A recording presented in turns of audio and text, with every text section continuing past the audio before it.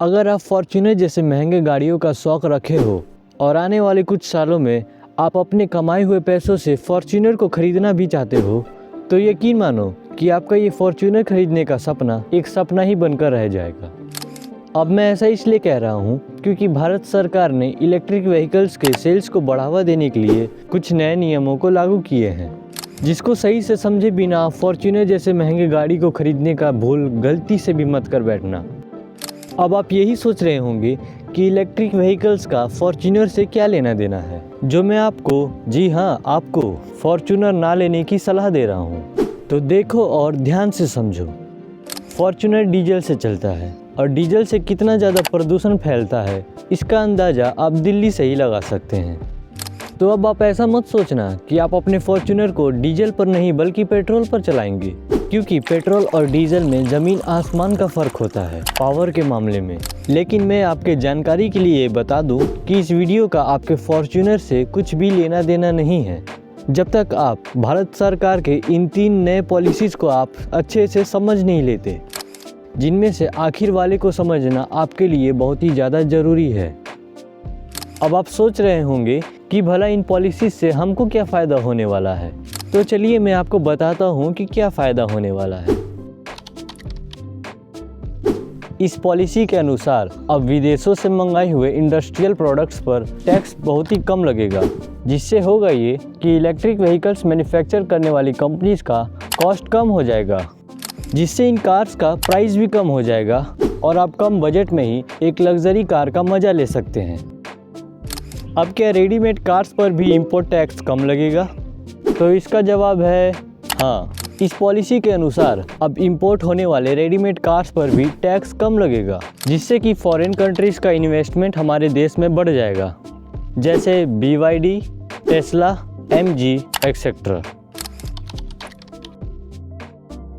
अब जैसा कि आपको मालूम ही होगा कि ज़्यादातर कार कंपनीज EV मार्केट की ओर तेज़ी से बढ़ रहे हैं, जिसको ध्यान में रखते हुए भारत सरकार ने EV मार्केट को भारत में 2% से 30% तक पहुंचाने का प्लान बनाया है, जिसमें लगभग 2000 करोड़ रुपयों का इन्वेस्टमेंट होने वाला है।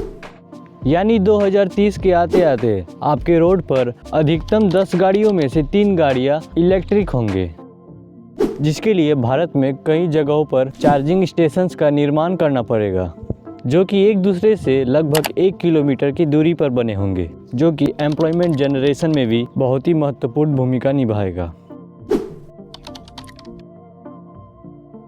इलेक्ट्रॉनिक व्हीकल्स के कारण फ्यूल व्हीकल्स का वैल्यू दिन प्रतिदिन गिरता चला जा रहा है।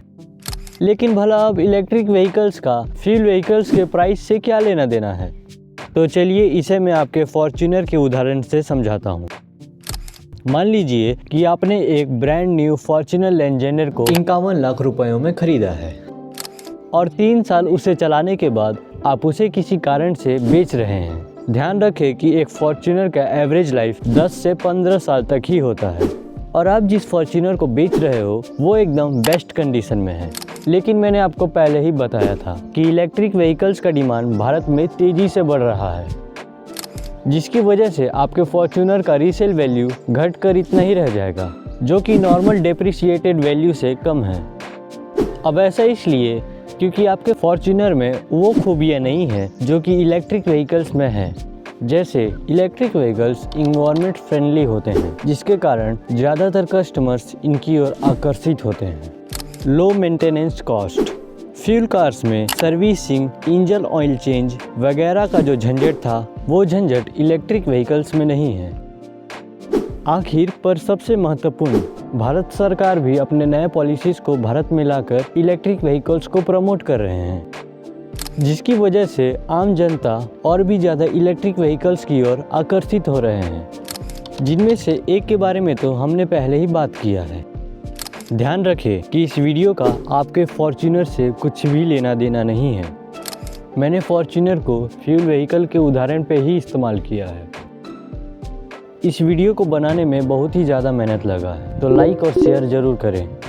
और साथ ही साथ अगर आप मेरे चैनल पे नए हैं तो इस चैनल को सब्सक्राइब करके बेल आइकन ज़रूर दबाएं।